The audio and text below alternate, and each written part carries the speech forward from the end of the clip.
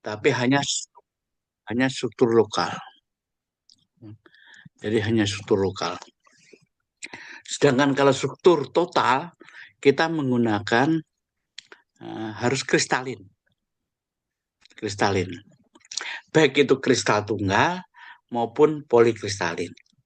Coba kita lihat di sini, kalau yang disebut kristal tunggal, di dalam difraksi elektron, ya ini seperti ini, akan terbentuk titik-titik seperti ini, ya.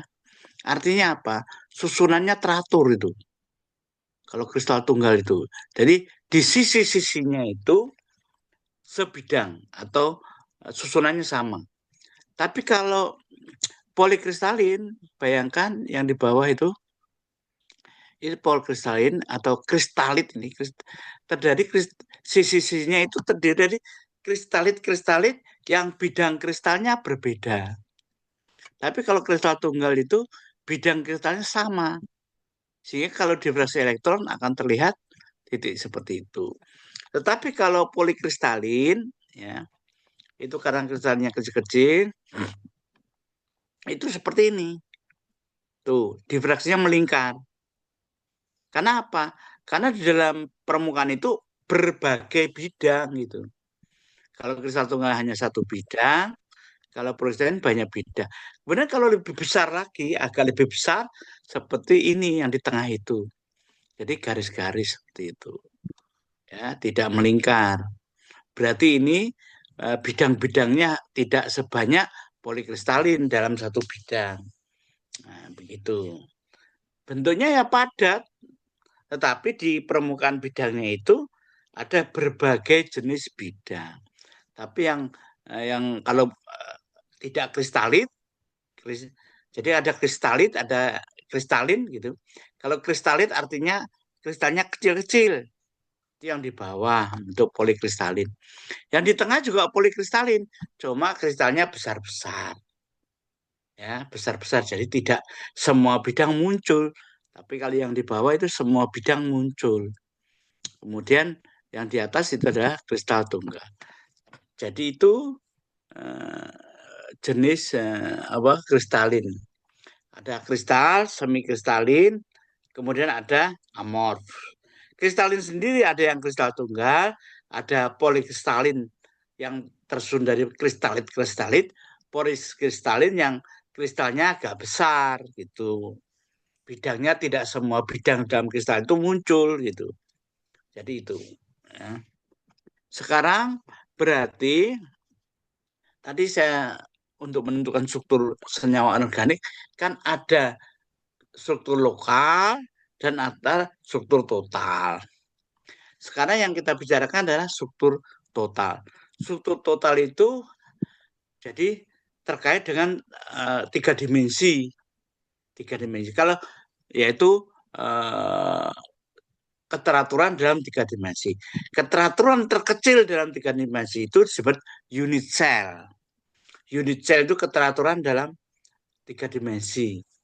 Tapi kalau struktur lokal tidak ada keteraturan. Bisa aja itu amorf, bisa aja itu kristalin. Hanya strukturnya itu struktur sekitar begitu. Misalnya oktahedral, begitu. Tetrahedral, misalnya begitu dan seterusnya. Itu ada struktur lokal, seakan-akan struktur individu gitu. Tapi kalau struktur total itu struktur keseluruhan dan keteraturan dalam atom-atom dalam struktur itu di dalam tiga dimensi disebut unit cell. Sekarang kita akan bagaimana konsep untuk menentukan struktur kristal yang secara ini apa namanya? Aduh, sebentar.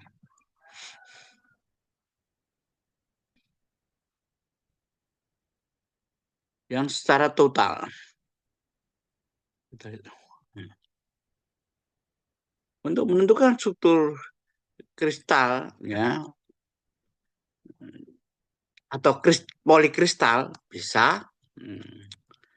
Tentunya kalau polikristal berarti powder, kalau kristal tunggal berarti kita bilang single kristal gitu kan.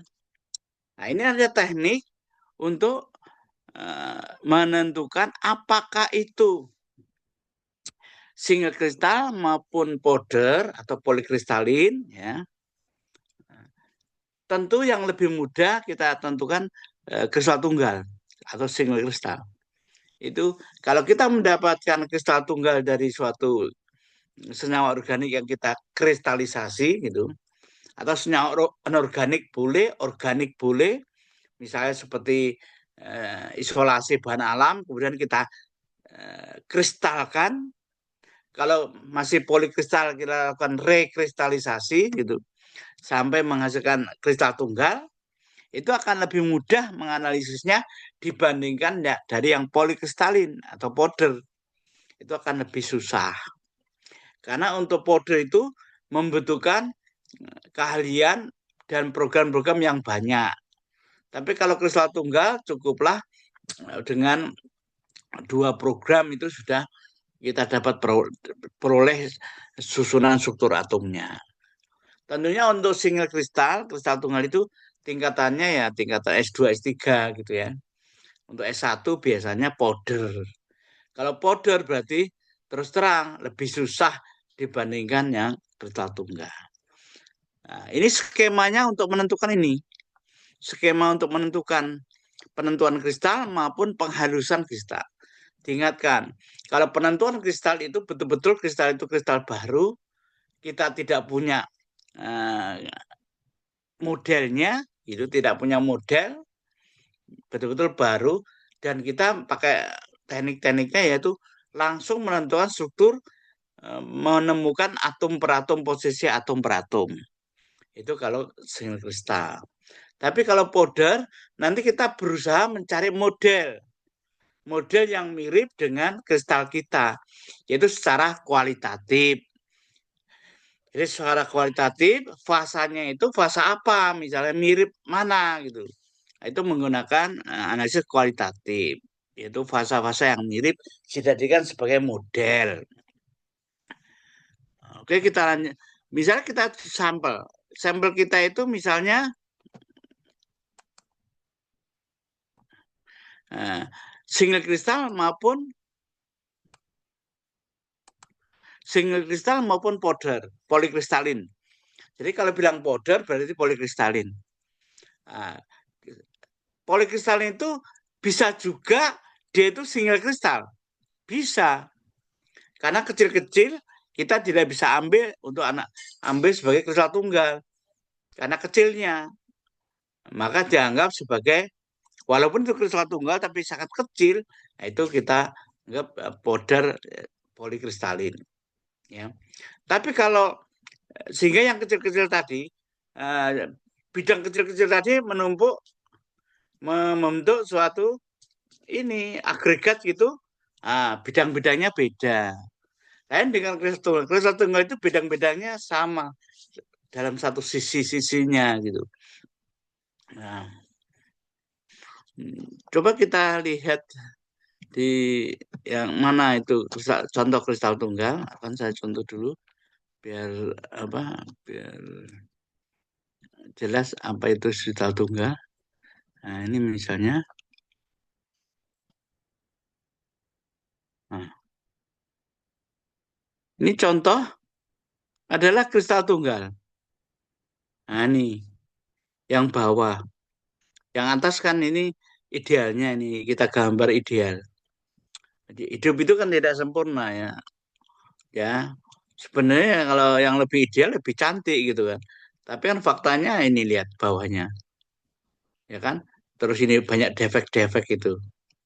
Ya, ini. Jadi yang paling kiri, ini semuanya sama. Ini yang atas semuanya. Ini yang disebut kristal tunggal.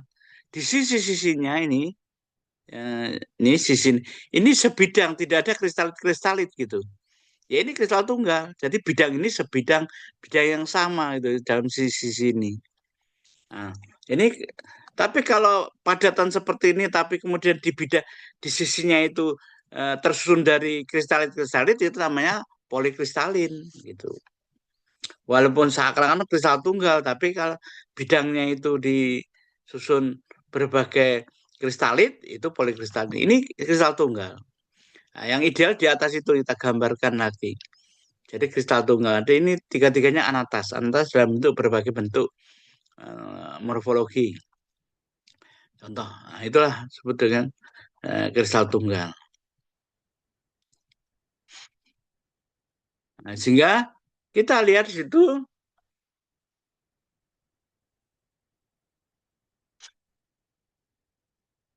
nah, kalau kita ini ada sampel baik powder maupun kristal tunggal, nah, kita bisa mengkarakterisasi menggunakan XRD di laboratorium, kemudian difraksi elektron, sinkroton, dan difraksi neutron.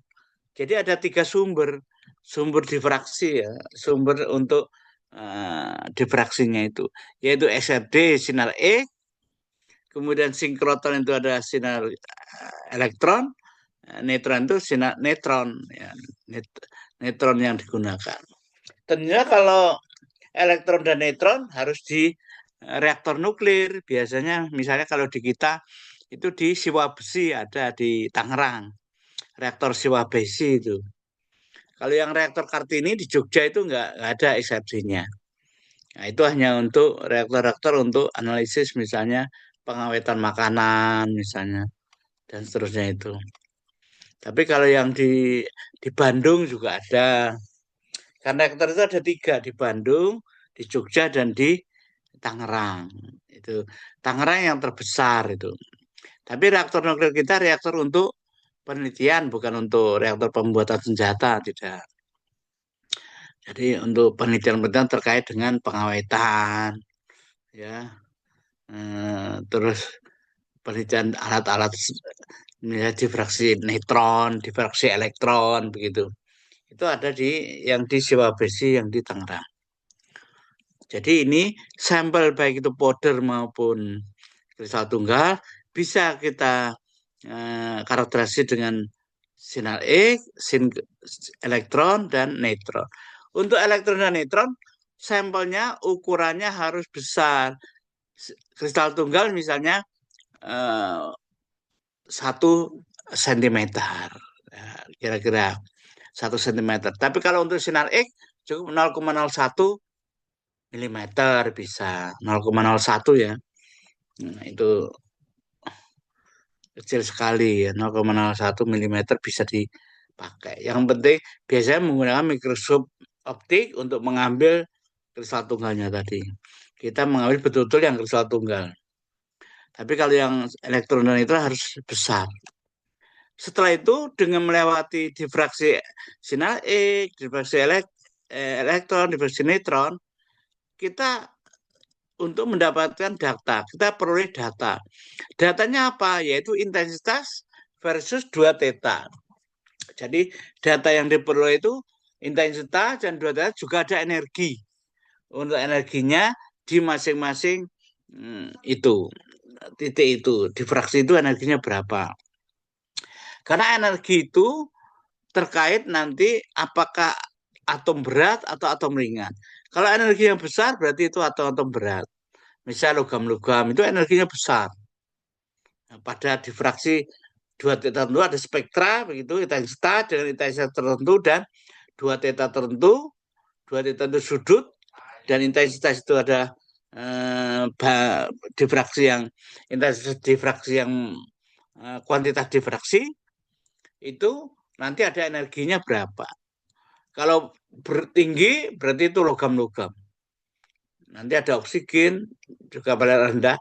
Nah, hidrogen untuk elektron dan neutron bisa terdeteksi. Tapi kalau sinar X tidak bisa.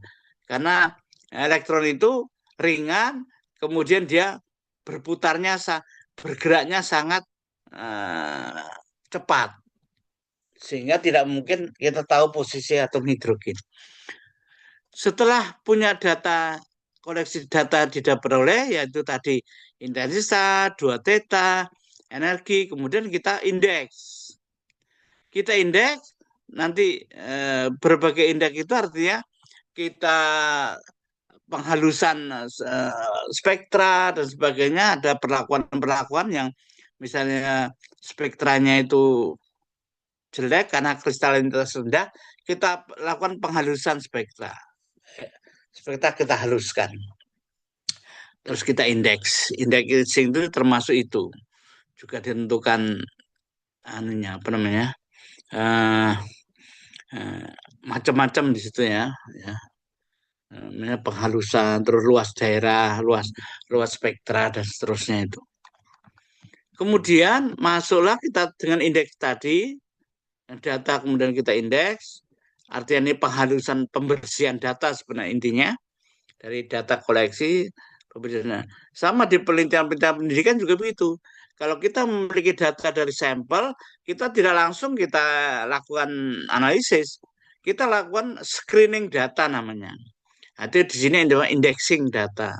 Ya, indexing itu screening data atau pemeriksaan data gitu. Di penelitian apapun selalu ada itu pemeriksaan data. Dalam penelitian pendidikan sering disebut screening data dari sampel. Jangan sampai sampel-sampel orang yang gila, misalnya ODGJ, kita tidak tahu, tapi kan dari jawabannya tahu bahwa oh jawabannya sangat menyimpang. Nah, itu kita cek-cek apakah terjadi outlier, penyimpangan, penjilan atau tidak homogen dan sebagainya itu kita hilangkan. Nah, itu namanya indexing. Ini juga melakukan begitu. Kalau ada parasit-parasit, oh bukan ini. Oh bukan, kita hilangkan. Bisa saja itu pengganggu, pengotor, begitu dan sebagainya. Ya. Maka dilakukan indexing atau pemeriksaan data. Setelah itu kita menentukan space group. Jadi penentuan grup ruang. Grup ruang kita tentukan dari setelah pemeriksaan data, kita melakukan pemeriksaan space penentuan ruangnya. Nah, berarti kita sudah tahu nanti datanya sudah bersih, kemudian artinya spektranya sudah bersih, kemudian kita bisa menentukan uh, grup ruang. Grup ruang nanti apa itu nanti kita pelajari. Kemudian dilakukan namanya ekstraksi intensitas. Jadi intensitas, dua tetanya berapa, intensitas berapa. Kemudian kita melakukan penghalusan, kita melakukan pembersihan juga di situ ya. Terus energinya kita bersihkan. Itu melalui berbagai teknik, ada Pauli, ada yang Lebel.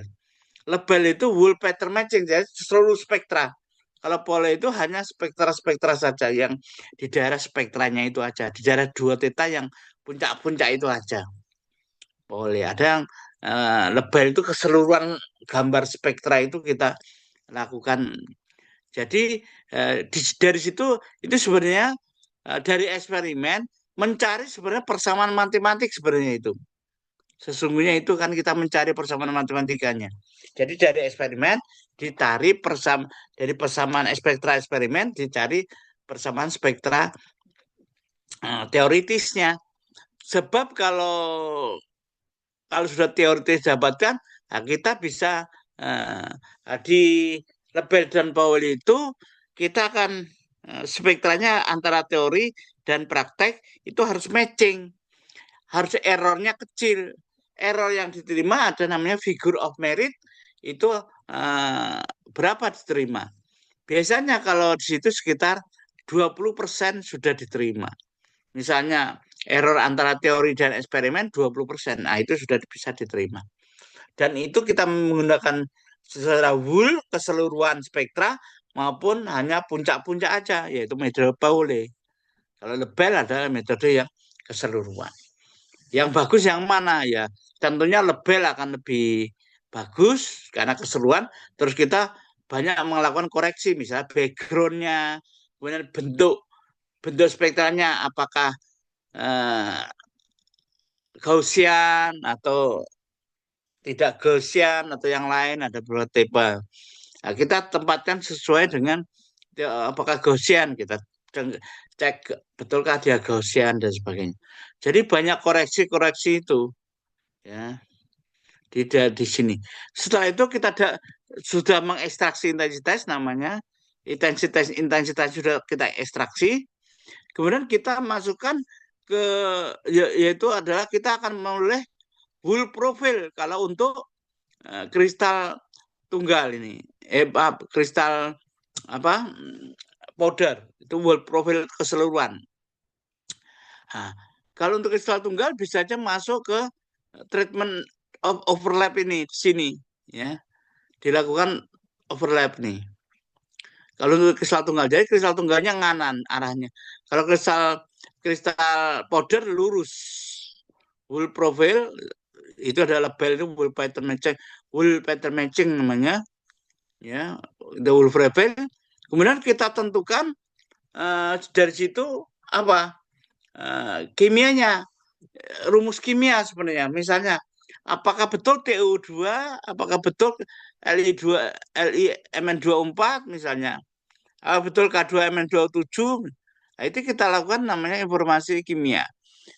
Informasi kimia menggunakan beberapa alat. Misalnya X-ray fluorescent untuk menentukan persentase dari masing-masing atom. Misalnya TU2. TI berapa persen, O berapa persen. Pakai X-ray fluorescent bisa, pakai ICP bisa, induksi coupled plasma, dan pakai menggunakan misalnya X-ray SEM EDAC pakai EDAC energi dispersive absorption signal E. Jadi ada tiga ini, atau pakai AS. Tentunya ini paling teknik instrumen yang paling ribet sedunia, ya kan? Tapi kalau X-ray fluorescent kita masukkan, kita langsung kita run, kita keluar rumus langsung. Misalnya TI-nya berapa persen, O-nya berapa persen. Demikian juga ICP. Cuma ICP harus punya referensinya. Kalau TI berarti referensi TI. Seperti mirip AS ya. Ya. Cuma bedanya tidak perlu melakukan pengencaran-pengencaran begitu ya. Kalau AS kan harus diencerkan, harus lampunya pakai lampu paling titanium nggak bisa AS karena adalah harus pakai lampu titanium. Kalau punya ya nggak apa-apa lampu titanium.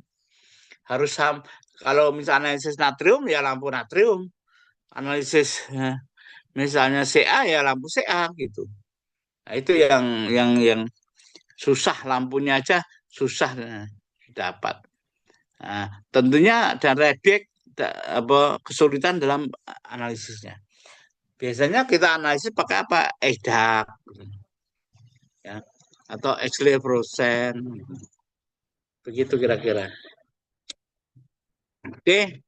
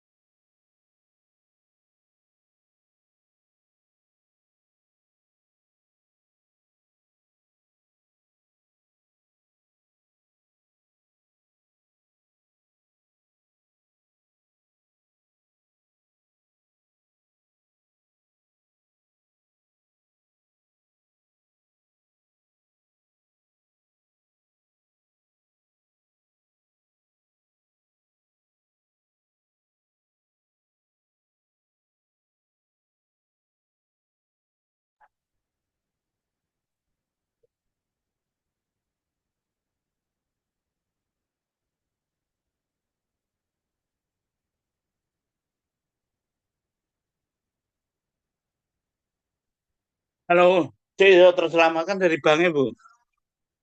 Muga-muga. Ada bang polisi penipu itu bisa langsung dipenjara dan harus tahu Nggih. apapun yang terjadi kalau dia kalau saya berarti ditinjau kembali jadi makan dan sudah lapor biar tidak ada korban. Hmm. Jangan saya itu cuma lagi jadi buka Hmm. dia Pak Amin. Tapi menurut aku ya kalau nggak bisa terselesaikan nanti terus Ada terus korban lagi, begitu beban lagi, Pak. tapi motifnya lain. Hmm. Tidak seperti ini.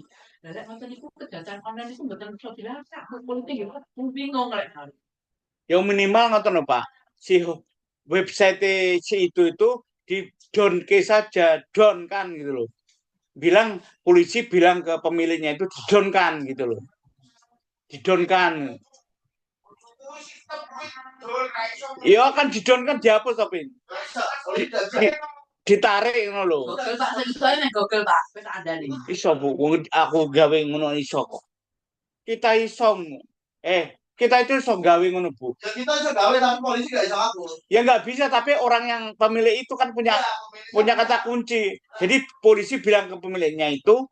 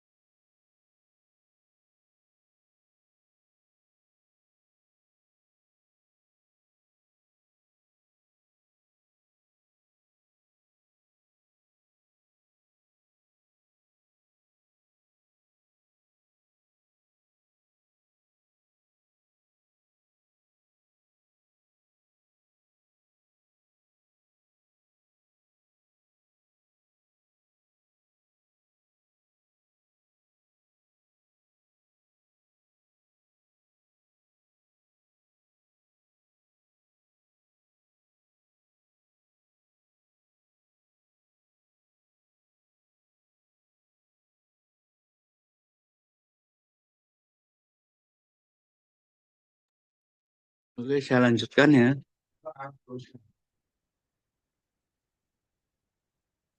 Jadi ini apa namanya? Chemical information ada rumus molekul. Jadi jalur yang border ya. Jadi profil, terus kemudian informasi kimia, kemudian langsung ke read web, read web baru final structure. Jadi kalau ingat, kalau untuk powder kita menggunakan read web, ya. Read web. Read web itu apa? Harus tahu model. Kalau powder, kalau tidak tahu model nggak bisa untuk powder ya. Jadi intinya, apakah powder bisa untuk struktur betul-betul struktur baru? Nggak bisa. Ya. Struktur yang modelnya sudah ditemukan, begitu kira-kira. Model itu ibaratnya misalnya boneka ada model patung. Nah, patung itu untuk mengidentifikasi manusia, ya, model patung. Model itulah sebagai dasar untuk ritual. Jadi ritual ini modelnya isinya apa? Parameter kisi, space group, posisi atom, barulah nanti energi dan lainnya itu misalnya Gaussian, ya, kemudian energi itu bisa kita run, penghalusan begitu. Tapi ritual ini harus ada model ini. Tapi kalau untuk kristal tunggal yang tadi treatment overlap ketemu, terus ada informasi kimia, kemudian bisa menggunakan direct method atau Peterson, kemudian maksima entropi sebagai nanti apakah itu sebagai atom berat, atom ringan itu. Nah, kita bisa menentukan strukturnya. Nanti tidak pakai ritual, langsung struktur final struktur. Jadi tidak melalui ritual. Yang melalui ritual ini adalah yang powder. Tapi kalau kristal tunggal tidak melalui ritual. Karena apa? Dengan direct method kita sudah tahu posisi atom-atom yang di dalam sampel tadi gitu. Oh, ini atom berat. Atom berat tetangganya di tetangga ada 1,9. Oh, itu oksigen, bisa diambil, diran terus begitu. Itulah teknik-teknik untuk kristal tunggal. Jadi tidak perlu ritual. Jadi intinya inilah konsep dalam penentuan struktur. Nah, jadi untuk penentuan artinya kalau powder melalui ritual, kalau kristal tunggal tidak perlu melalui ritual, langsung direct method yaitu atau Peterson method. Kalau Peterson method yaitu posisi atom otomatis, tapi ini tidak selalu benar ya. Perlu check and recheck. Biasanya Peterson method itu adalah kita ada beberapa kemungkinan, nah kita pilih satu dari beberapa kemungkinan itu. Kemudian setelah itu masuk ke direct method, yaitu ambil satu persatu atom yang ada, ya, diambil diambil posisinya dan seterusnya. Nanti ketemulah final structure. Ya. Tapi kalau powder berarti lewat riset. Powder bisa juga menganalisis seperti kristal tunggal. Ada tekniknya. Jadi istilahnya teknik penentuan struktur metode direct method like single kristal begitu. Like itu seperti kristal tunggal. Jadi sebenarnya datanya itu data powder tapi diperlakukan sebagai kristal tunggal. Ini tidak setiap berhasil untuk setiap sampelnya kalau metode ini. Tapi yang paten itu ada powder itu pakai Ridwell, kemudian single kristal tunggal pakai direct method itu istilahnya, ya kan? Yang utama itu langsung struktur. Nah, untuk yang kristal tunggal mengapa S2, S3 yang mampu untuk menyelesaikan. Kalau untuk S1 yaitu powder terus Ridwell gitu. Tapi biasanya kalau saya bimbing mahasiswa itu powder, kemudian saya pakai teknik like direct method like single kristal gitu. Jadi powder sebenarnya, tapi saya perlakukan seperti kristal tunggal gitu. Nah, itu untuk senyawa-senyawa sederhana misalnya 2 atom. Tapi kalau senyawa-senyawa yang kompleks akan susah. Misalnya atomnya banyak, ada 20 atom misalnya, apa 15 atom, susah untuk powder itu. Karena tidak kurang sensitif ininya difraksinya. Dan kalau memang analisis seperti itu dibutuhkan waktu untuk koleksi data sekitar 7 jam atau 12 jam. Biasanya kalau di luar negeri itu jam 7 sampai jam 7 pagi baru diambil gitu. Jadi atau jam 9 pagi. Jam 7 running sampai jam 9. Jadi itu bayangkan berapa jam itu. Minimal 7 jam sampai 12 jam. Itu kalau untuk powder untuk analisis penentuan struktur ya. Ya. Tapi kalau untuk eh, dengan hydrogen cukup, misalnya kalau di kita itu cukup 15 menit begitu aja. Jadi koleksi data 15 menit sudah cukup. Kalau kristalinitasnya bagus itu sudah cukup 15 menit dengan wool pattern, kemudian ke uh, Rietveld, apa namanya, pengalusan Rietveld. Rietveld ini dapat hadiah Nobel tahun 80-an ini. Karena dengan demikian dulu dari powder tidak bisa apa-apa gitu. Cuma analisis kualitatif saja, yaitu PEG dicocokkan dengan standar. Tapi dengan adanya eh, ini apa namanya Rietveld, metode Rietveld ini, nah ini jadi apa namanya banyak kristal-kristal baru yang eh, punya model-model yang sudah ada dengan model-model yang sudah ada gitu. Jadi intinya untuk Rietveld ini yang penting punya rumus kimia dan model itu. Kalau nggak ada model nggak bisa. Gitu. Kalau tidak ada model, misalnya kita menggunakan powder like single kristal, tapi itu akan susah, ya. Sangat susah sekali. Atau kita kalau bisa dikristalkan, ya kita pakai kristal tunggal. Ya, analisis kristal. Untuk di Indonesia apakah ada untuk kristal tunggal? Ada, yaitu di UNM Malang, Negeri Malang. Ada. Kemudian kalau difraksi kristal tunggal elektron dan neutron di Siwa Besi, Tangerang begitu. Saya tidak tahu di tempat lain untuk difraksi naik kristal tunggal. Ya, alhamdulillah saya sering kemana-mana ya, sering mengunjungi prodi-prodi kimia di seluruh Indonesia, pendidikan kimia, misalnya di Malang, di Padang, di Medan. Ternyata di Malang jauh lebih lengkap. Sebenarnya yang di Malang itu dulu alat-alat di sana itu sebenarnya dulu ditawarkan ke kita. Kalau cuma kita itu nggak mau dulu. Kenapa? Itu adalah kasus Nasarudin. Jadi itu sebenarnya eh,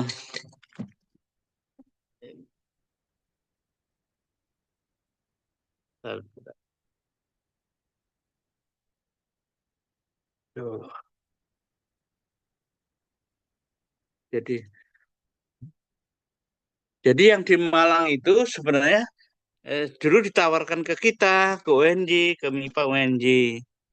Pada saat itu dekannya adalah Prof. Ariswan, teman saya itu lulusan S3-nya dari Prancis sama dengan saya, sehingga saya akrab.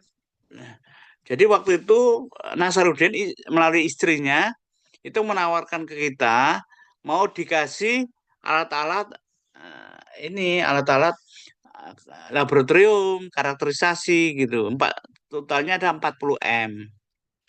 Jadi waktu itu Pak Ariswan sudah menunjuk saya, berapa hari nanti anu ya jadi penanggung jawab. Oh ya siap. Ternyata rektor tidak setuju karena dekan-dekan yang selain MIPA juga Mary ingin dibagi gitu loh. Jangan 40 M untuk hanya untuk MIPA, dibagi 2 M, 2 M 3M misalnya fakultas lain. Tapi kan istrinya Nasaruddin nggak mau. Ini hanya untuk pengadaan instrumen FMIPA begitu. Karena dekan-dekan yang lain itu nggak, akhirnya rektor memutuskan udah nggak kita terima begitu.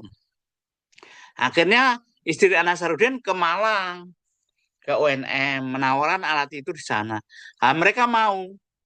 Nah, mereka mau. Akhirnya ya alat itu ada di Malang. Jadi itu ceritanya. Sebenarnya seandainya kita mau, itu kita punya alat-alat yang lengkap. Alat-alat kita nggak lengkap banget itu. Ya, kita hanya punya SEM, kemudian SRD, porosimeter, ada UV NIR, FT Raman, GCMS ada. Ya, itu punya. Jadi hanya sedikit dibandingkan Malang, jauh lebih lengkap di Malang, negeri Malang ya. Karena proyek yang kemudian yang istri Nasaruddin juga pergi ke ini Ternate, Khairun itu 70 M bahkan. Yang lucunya lagi di sana itu alatnya tidak apa namanya tidak digunakan karena nggak ada ahlinya ya, banyak dosen-dosennya nggak bisa ngoperasikan gitu ya, sehingga 70 M banyak yang terbengkalai alat itu. Jadi begitu kira-kira ya. Sehingga kita berusaha untuk setiap tahun untuk mengadakan alat itu ya. Ya. Kita sangat kurang sekali terutama untuk prodi-prodi kimia gitu itu sangat kurang ya. Kalau pendidikan kimia kan tidak dibutuhkan itu hanya untuk lab praktikum aja, tapi kalau Anda kan untuk karakterisasi kan sangat dibutuhkan itu. Untuk karakternya. Begitu. Oke.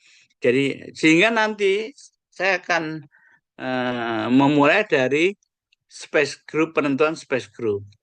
Jadi inilah mata kuliah yang nanti diajarkan terkait dengan nanti eh, penentuan space group, penentuan space group dan informasi kimia.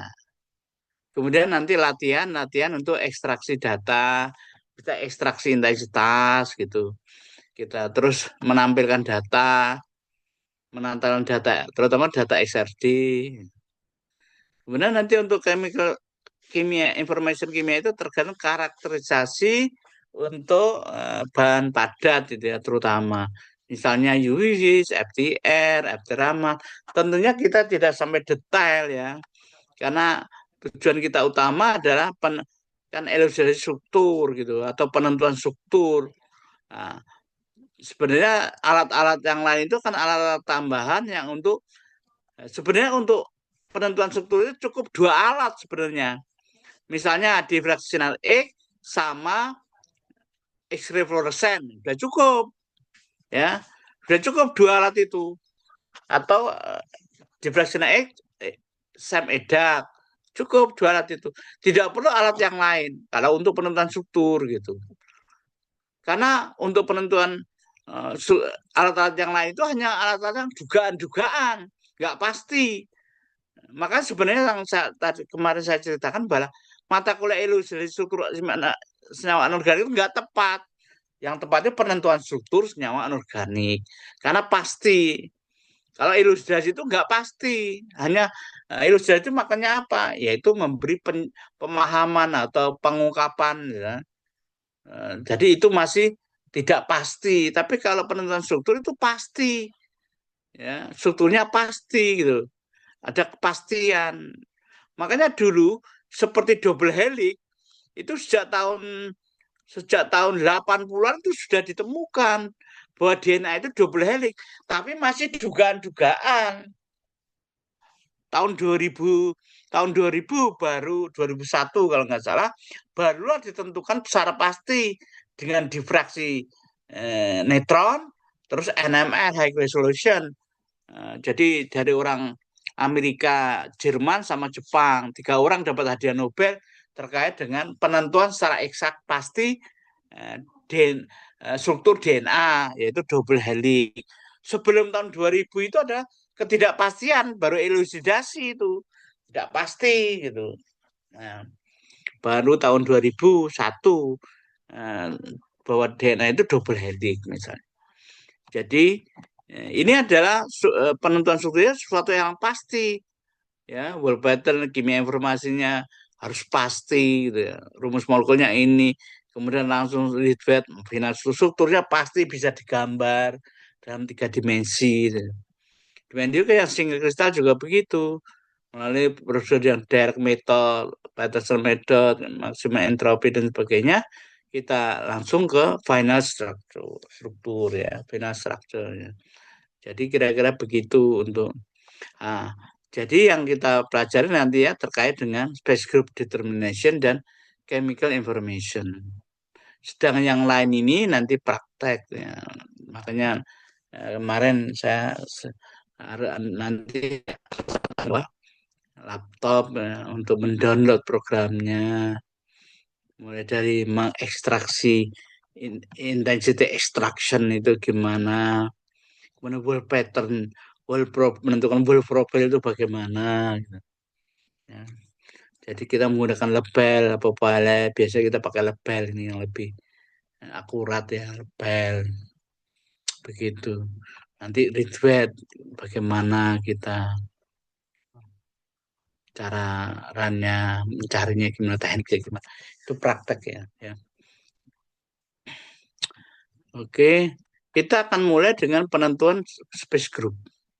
Kita mulai dengan ini.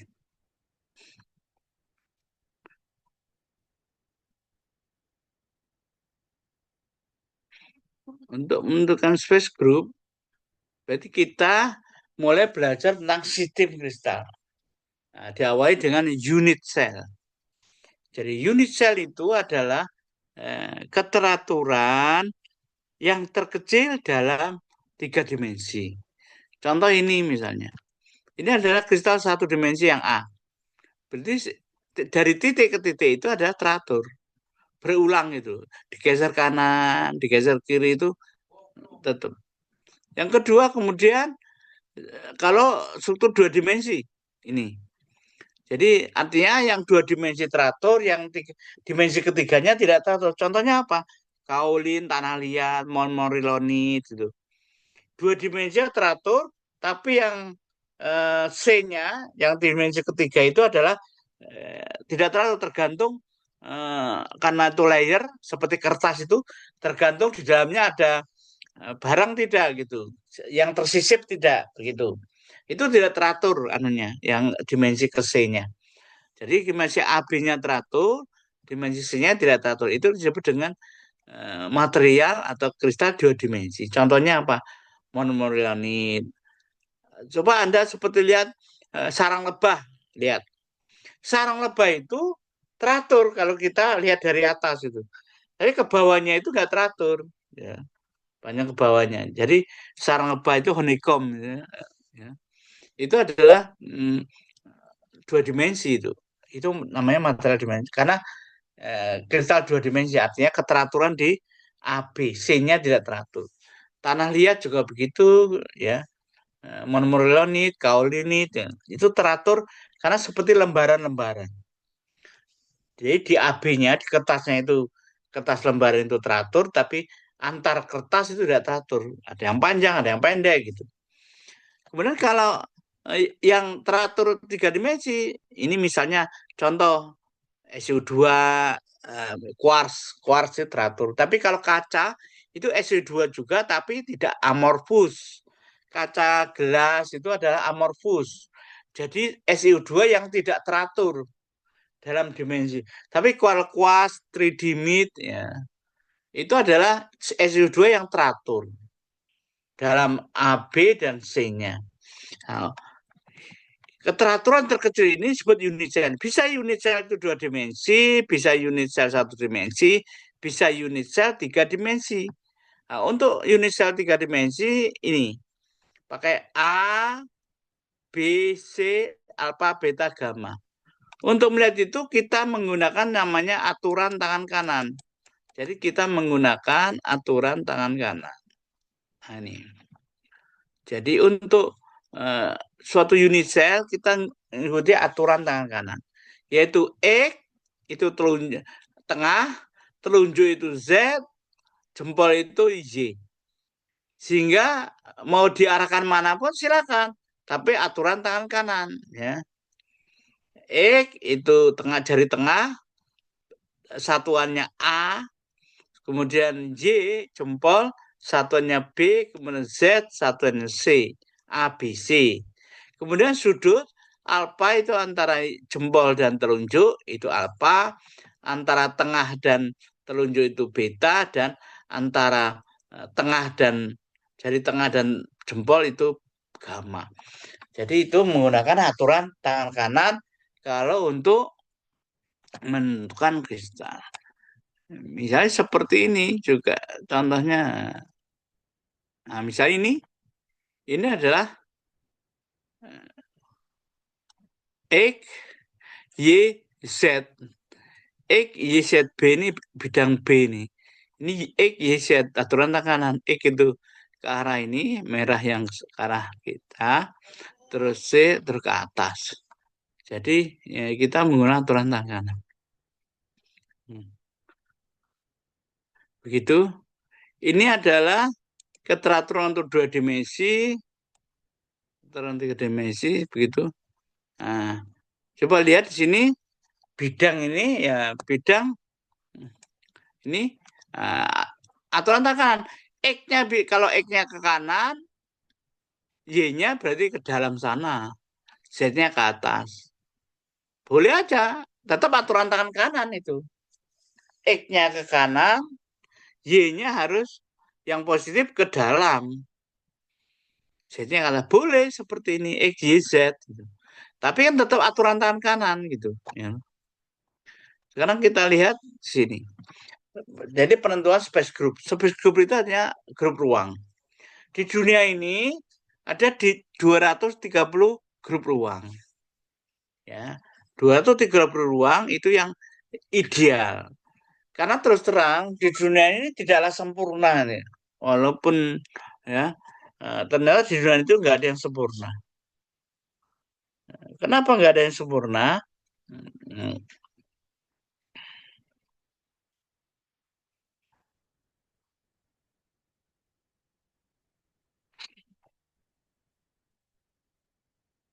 Tidak ada yang sempurna. Kenapa tidak ada yang sempurna?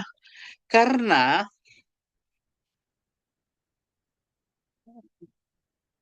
misalnya gini, bahkan eh, itu tergantung dari efek lingkungan. Efek lingkungan, misalnya temperatur, kemudian eh, daerah tempat hidup, gitu, ya kan? Tidak ada yang itu mempengaruhi dalam hal kehidupan kita. Ya. Seperti hanya kita itu ya kalau yang ideal itu pria wanita itu ideal. Tapi kan ada juga yang pria seperti wanita, wanita seperti pria kan begitu. Nah, demikian juga untuk grup ruang ini. Ini ada 230 grup ruang. Itu ideal. Tapi ada juga yang mirip-mirip gitu. Misalnya dalam sistem kristal misalnya. Ada kubik, ada tetragonal. Kalau tetragonal itu A sama dengan B, tidak sama dengan C. Kalau kubik itu A sama dengan B sama dengan C, alfa beta gamma 90. Tetragonal A sama dengan B, tidak sama C. Misalnya kubik semi pseudo tetragonal. Ya. Atau karena apa? Mungkin kubiknya A-nya itu 4, B-nya 4, C-nya 4,1 misalnya. 4,1 Armstrong. Itu kan seakan-akan 4 gitu loh. Ya, jadi pseudo tetragonal gitu. Karena apa? Mungkin kubiknya itu terdistorsi, agak misalnya ada banyak terjadi defek misalnya. Jadi seakan-akan harusnya 4, 4, 4, A, B, C, alfa, beta, gamma 90, A-nya 4, B-nya 4, C-nya 4, terdistorsi. Karena tadi dengan temperatur misalnya, C-nya agak memanjang begitu. C-nya agak memanjang 0,1 tapi sebenarnya kubik yang pseudo tetragonal gitu ya. Jadi hampir antara tetragonal dan kubik cuma sedikit gitu karena betul-betul tidak pasti karena efek temperatur misalnya. Pada saat temperatur kamar 4 4 4 A4 B4 C4 alfa beta gamma 90. Pada saat dinaikkan bisanya terdistorsi C-nya. Jadi 4,1 gitu. Jadi seakan-akan walaupun itu sudah mirip tetragonal mirip kubik gitu ya. Nah, kira-kira begitulah. Jadi tidak namanya eh, pada kondisi tertentu gitu. Karena terjadi transformasi misalnya atau distorsi tadi. Nah, ya. Di dalam struktur kristal tadi ada 200 grup ruang yang ideal ini, ideal 200 grup ruang. Kemudian tentunya kalau kita tentukan apakah seperti tadi, apa kubik atau tetragonal tadi, itu kita lakukan analisis. Nanti kalau errornya yang lebih besar berarti cari error yang paling kecil. Misalnya dilakukan secara kubik, errornya katakanlah 10%. Kalau dia dianggap tetragonal, errornya 20%. Ya berarti itu kubik, karena errornya itu atau figure of merit-nya itu, error kesalahannya itu kecil. Cari yang kesalahan kecil. Faktor kesalahannya itu paling kecil. Gitu. Ya, jadi kalau kita anggap sebagai kubik, kesalahannya 10%, ternyata kalau dengan tetragonal ke 15%, ya udah berarti itu kubik gitu ya. Begitu kira-kira. Biasanya ini yang terjadi pada temperatur-temperatur transisi fasa gitu dari fasa kristal tersebut gitu. Jadi 230 grup ruang ada dibagi secara kisi-kisi yaitu unit cell. Unit cell tadi A, B, C, alpha, beta, gamma tadi unit cell. Jadi unit cell itu adalah unit terkecil yang berulang gitu. Unit terkecil yang berulang. Itu unit cell. Dari kisi-kisi itu apa beta gamma ada 14 isi. Kemudian ada 7 sistem Bravais namanya. Nah, ini secara mikroskopi, secara unit cell. Secara makroskopik berarti secara morfologi. Ya. Secara morfologi itu artinya secara kristal tunggal gitu. Secara kristal tunggal itu ada 32 kelas kristal, ada 11 kelas W, ada 7 sistem. Nah, 7 sistem Bravais dan 7 sistem namanya sama. Nah, cuma nanti yang trigonal dan heksagonal itu jadi satu keluarga namanya romboidal menjadi 6 keluarga kristal. Jadi 7 sistem Bravais dan 7 sistem kristal tadi, Bravais itu berunit cell, yang kristal bersimetri makroskopik, ya itu sama namanya. Terus yang dua sistem kristal itu trigonal dan heksagonal itu satu keluarga namanya rombohedral. Maka 6 keluarga kristal atau 6 famili kristal. Berarti inilah nanti space group itu yang 230 itu tersusun dari 6 keluarga kristal, kemudian satu keluarga tempat jadi dua, yaitu jadi 7 sistem kristal, 7 sistem Bravais. 7 sistem Bravais itu berdasarkan unit cell. Kalau unit cell berarti A, B, C, alpha, beta, gamma. Jadi penamaan apakah itu sistem tetragonal, kubik, itu berdasarkan dari A-nya berapa, B-nya berapa, C-nya berapa, alpha, beta, gamma-nya berapa. Sedangkan secara makroskopik itu berdasarkan apa tetragonal ataupun misalnya triklinik, monoklinik itu berdasarkan atas simetri makroskopisnya berdasarkan simetri molekul. Sayangnya itu masalahnya Anda baru semester 5 belum diajar simetri molekul. Terpaksa kan saya harus mengajarkan simetri molekul karena dan simetri kristal. Karena kalau tidak tahu itu ya tidak bisa apa-apa. Tentang makroskopik itu nggak bisa apa-apa, pelongo ini. Ya, untuk itulah harusnya sudah mata kuliah ini sudah melewati pernah Anda belajar tentang simetri molekul. Karena nanti saya akan bicara tentang simetri kristal untuk menentukan apa sistem kristalnya gitu. Untuk itu nanti saya akan memulai lagi yaitu SIM untuk mendapatkan nama ini sistem kristal tadi ini itu saya harus belajar mengajarkan tentang simetri kristal. Sedangkan untuk sistem berapa ini kita belajar tentang unit cell. Unit cell. Jadi definisi unit cell. Begitu. Nah, misalnya seperti ini nih. Nah, definisi nama sistem kristal tadi ini triklinik, monoklinik, ortorombik, tetragonal, trigonal, hexagonal, kubik. Itu adalah sistem Bravais maupun sistem kristal namanya sama. Terus yang trigonal dan hexagonal ini jadi satu keluarga namanya rombohedral. Itu 6 keluarga kristal. Ini namanya 7 sistem kristal, 7 sistem Bravais, kemudian trigonal hexagonal jadi satu rombohedral namanya 6 keluarga kristal. Kemudian definisi secara makroskopik ya ini yang tengah ini itu definisi secara makroskopik yaitu simetri kristal yang saya kan tadi. Nah, ini kan Anda belum dapat ini. Berarti saya harus mengajarkan simetri molekul dulu berarti setelah simetri molekul terus simetri kristal. Kemudian ada tipe metrik itu unit cell, kisi-kisi yaitu sistem yang tadi, yang 7 sistem Bravais. Namanya sama, tapi definisinya ini, ya type of metric ini. Itu ada definisi sistem kristal menurut kisi-kisi atau unit cell. Yaitu misalnya sekarang sistem kristal itu ada 7, sistem Bravais juga ada 7, yaitu triklinik. Secara definisi unit cell, triklinik itu apa? A tidak sama dengan B, tidak sama dengan C. Alpha tidak sama dengan beta, tidak sama dengan gamma. Tidak sama dengan 90. Ingat ya. Berarti tidak 90 intinya. Alpha beta gamanya bebas. ABC-nya juga tidak sama. Alpha beta gamma juga tidak sama. Beda-beda semuanya. Tapi tidak sama dengan 90 untuk alpha beta. Tidak selain 90 ya. Ya.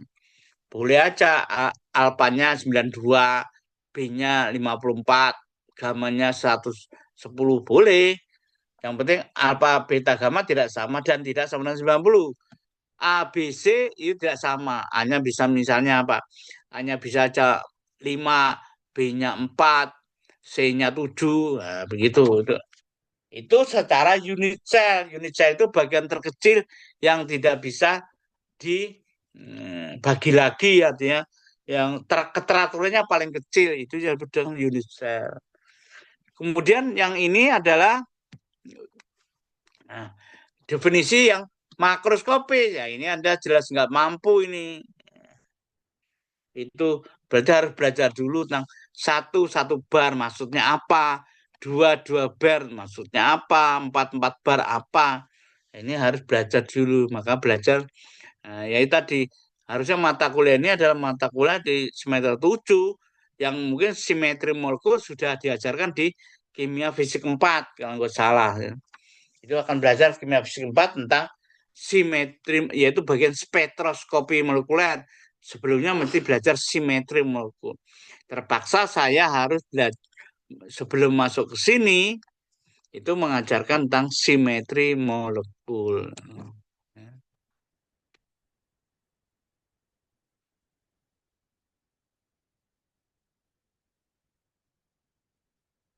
Jadi belajar tentang simetri molekul. Nah, ini adalah ini kan simetri kristal. Ya. Jadi harus belajar simetri molekul dulu. Itulah eh, yang harus dilakukan itu. Kalau tidak bisa dilakukan ya berarti eh, susah untuk memahami. Kita cari dulu simetri mukulnya.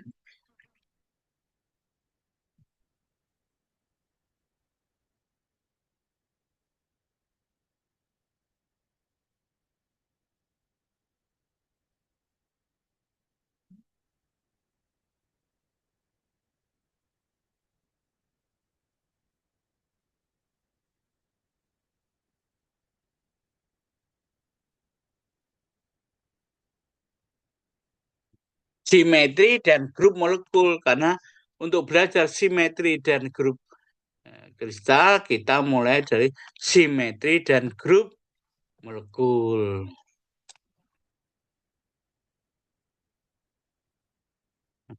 Sekarang simetri, nah, di dalam molekul itu ada 3 unsur simetri, yaitu simetri terhadap titik, simetri terhadap suatu garis, dan simetri terhadap bidang. Kita lihatkan dulu ini kok. Nah, unsur dan operasi simetri. Ada 5 unsur simetri, ya, dan ada 5 operasi simetri. Unsur simetri itu apa? Unsur itu bisa identitas, bisa bidang, bisa titik, bisa garis atau sumbu. Sumbu murni dan sumbu tak murni. Sumbu tak murni itu sumbu campuran. Kalau murni itu satu sumbu saja. Misalnya rotasi, jadi satu sumbu rotasi. Kalau campuran rotasi terus bidang. Jadi diputar terus cermin pada bidang. Jadi ada unsur dan identitas. Setiap molekul itu ada yang disebut dengan identitas. Itu bisa disimbolkan dengan E. Boleh, Einheit bahasa Jerman artinya identity. Atau I namanya identity. Kalau buku-buku bahasa Inggris biasanya I boleh, E boleh. Karena E itu artinya identitas dan bahasa Jerman artinya Einheit, ya. Ya, E atau I identity. Ya. Jadi setiap benda membiarkan melakukan apa adanya atau tidak ada operasi, ya pokoknya setiap benda itu punya identitas gitu intinya. Tanpa dioperasikan apapun. Jadi unsur yang paling rendah ya identitas, tidak memiliki sumbu simetri, tidak memiliki bidang cermin, mesti punya identitas kan gitu. Kemudian ada sumbu aksis murni, itu sumbu garis. Yaitu apa? Yaitu rotasi atau putaran terhadap sumbu melalui sudut theta. Besarnya berapa? Misalnya 20, maaf, 90. Berarti kalau 90 itu adalah eh, C4. Ya, karena 360 per N. N-nya 4, 360 bagi 4 kan 90. Berarti C4. Jadi kalau diputar 90 derajat kembali semula tidak berubah, itu namanya ada C4. Kemudian ada bidang cermin atau refleksi. Ini teta apa sigma ini. Spiegel artinya bahasa Jermannya cermin, Spiegel. Spiegel artinya cermin. Spiegel. Ini sigma ini bidang cermin, yaitu apa? Refleksi atau pada bidang. Unsur simetrinya bidang, operasi simetrinya adalah pencerminan atau refleksi pada bidang tersebut. Simbolnya sigma. Kemudian pusat atau titik itu ada pencerminan pada titik operasinya, yaitu inversi. Inversi itu adalah pembalikan atau melalui titik pusat, ya, pembalikan atau pencerminan pada titik.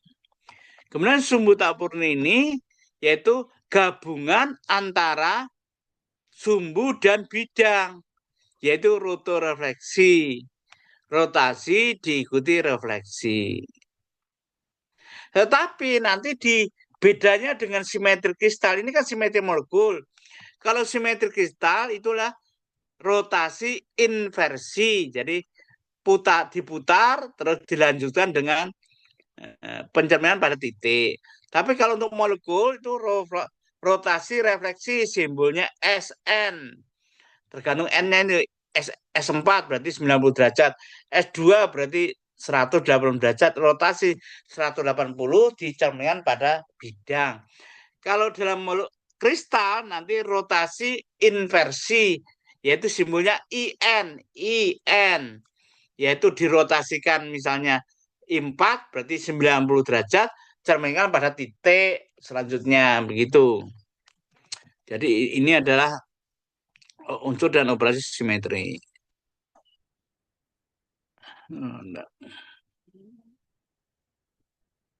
Contohnya ini identitas. Unsur identitas E hasilnya N, bahasa Jerman Einheit, berarti kesatuan ya. Kesatuan ya. Unsur ini menghasilkan operasi E yang buat molekul tidak berubah. Artinya molekul tadi diputar dengan sudut 0 derajat atau 360 derajat atau tidak diapa-apakan. 0 derajat itu kan apa adanya gitu kan. Misalnya ini tetrahedral tapi substituennya HCl BRF ini. Jadi kalau menjadi ini kan diputar 0 derajat atau 360 derajat kembali ini. Kalau itu berarti ini nggak punya simetri yang lain. Nah, itu disebut identity, hanya punya identitas saja.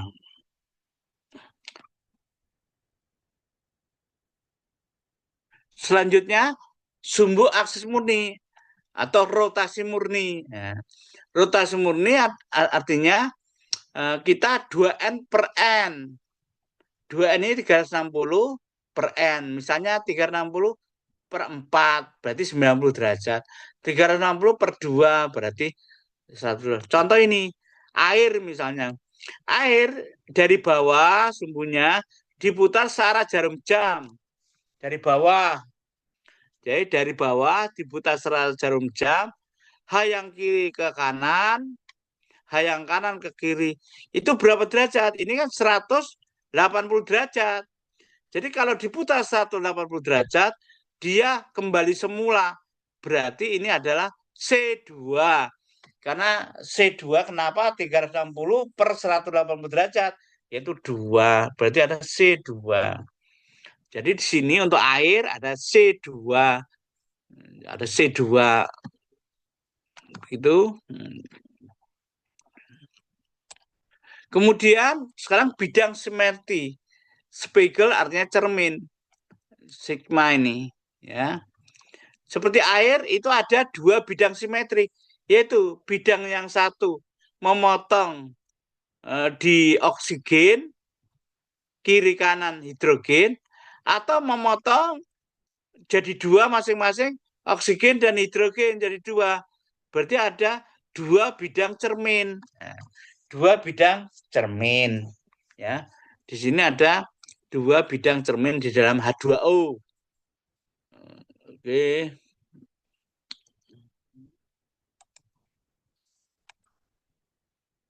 Selanjutnya inversi. Inversi itu adalah kalau ada I di dalam molekul tersebut ada namanya sentrosimetrik. Tapi kalau tidak I berarti non sentrosimetrik. Contohnya ini N2F2. Kemudian BRF4- ini segi bujur sangkar datar. Ya. Atau di SF6 ini. Terus tran N2F2. Di sini kalau kita kasih titik di tengah ini, berarti kalau kita cerminkan kembali semula, tidak berubah. Demikian juga dengan BRF4- bujur sangkar datar, kita taruh I di tengah ini, itu ada kembali semula.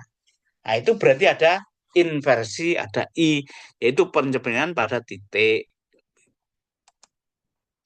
Sekarang sumber rotasi tidak murni, yaitu rotasi refleksi. Berarti seperti ini CH3 misalnya. Nah, ini sifatnya komutatif, artinya dia bisa dibolak-balik. Misalnya refleksi dulu, rotasi boleh atau rotasi refleksi. Jadi SN itu ada rotasi refleksi, bisa refleksi rotasi juga bisa. Sama nanti anunya. Nah, contohnya ini. Nah, ini C dulu, rotasi dulu, baru C6 artinya 30 derajat, 60 derajat ya, 36 bagi 6 kan, 60 derajat, kemudian cerminkan, ketemu kembali semula. Atau cerminkan dulu, baru diputar rotasi kembali semula. Jadi bisa rotasi refleksi atau refleksi rotasi. Nah, ini yang disebut dengan SN, yaitu sebenarnya tak murni. Jadi itu untuk sementara mungkin ada pertanyaan dari Anda. Kalau tidak ada, saya kira cukup sekian. Terima kasih karena memang sangat susah kalau untuk eh, seperti ini, apalagi Anda nggak muncul. Ya, saya yakin di dosen lain marah kalau Anda di Zoom itu nggak muncul. Etikanya kan muncul gitu. Ya, kalau saya ya serah urusan lah. Kamu terserah Anda. Saya kira begitu. Saya cukup. Terima kasih. Wassalamualaikum warahmatullahi wabarakatuh. Waalaikumsalam warahmatullahi wabarakatuh. Terima kasih, Pak. Anjing.